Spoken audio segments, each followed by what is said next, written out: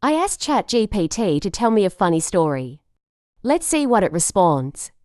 Let's write question. It's generating. We will read it after it's done. I will speed the process. Okay, it's done. Let's go to the top and read the story. Once upon a time in a small village, there lived a mischievous boy named Timmy. Timmy was always up to some sort of prank, and his favorite target was the grumpy old man, Mr. Thompson, who lived at the edge of the village.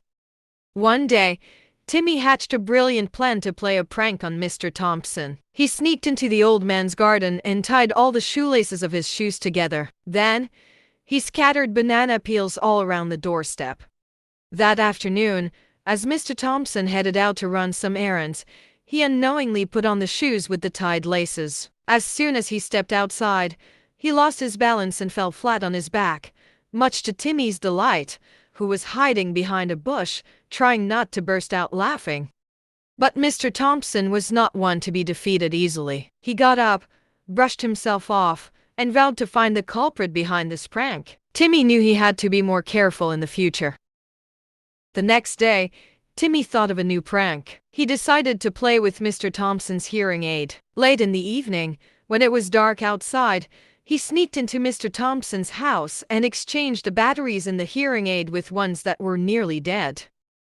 The following morning, as Mr. Thompson joined the other villagers for breakfast at the local cafe, Timmy couldn't help but chuckle, waiting for the prank to unfold. Mr. Thompson sat down and turned on his hearing aid, but to his surprise, he could hardly hear anything. People had to shout for him to understand even the simplest conversations.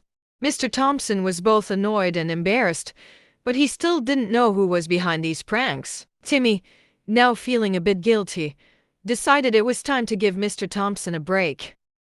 A few days later, Timmy had a change of heart. He decided to make it up to Mr. Thompson. He prepared a big basket of freshly baked cookies and attached a note that read, "Sorry for all the pranks. Here's a peace offering." Timmy left the basket on Mr. Thompson's doorstep and hid behind the bushes once again, eager to see his reaction. When Mr. Thompson stepped outside and found the basket, he was puzzled. He cautiously read the note and then looked around, suspecting another prank. But when nothing happened, he opened the basket and found the delicious cookies inside.